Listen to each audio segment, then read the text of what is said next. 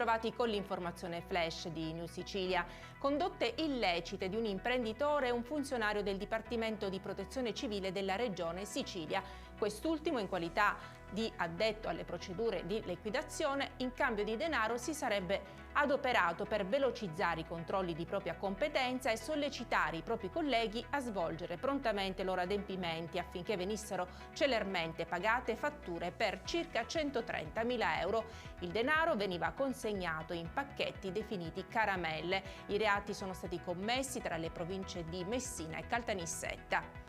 Orrore a Trecastagni in provincia di Catania. Un 36enne ucraino è indagato per maltrattamenti in famiglia, estorsione e lesioni personali aggravate nei confronti della convivente, anch'essa ucraina, di 38 anni, ma anche di violenza sessuale aggravata con minorenni e adescamento ai danni delle due figlie della donna. La procura ha disposto la misura cautelare degli arresti domiciliari. Sarebbe morto in auto tra le braccia di mamma e papà, vittima un bimbo di poco meno di un anno. È accaduto ieri a Palermo, quando i genitori del piccolo sono giunti al pronto soccorso dell'ospedale Santa Sofia. I medici non hanno potuto fare altro che constatarne il decesso. Da una prima ricostruzione sembra che il bambino accusasse difficoltà respiratorie. I medici hanno allertato i carabinieri, che adesso indagano sulla vicenda.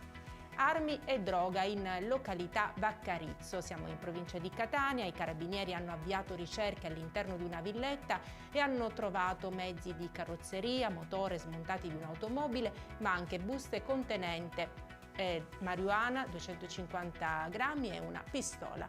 Con questa notizia per adesso è tutto. Grazie per averci seguito e arrivederci.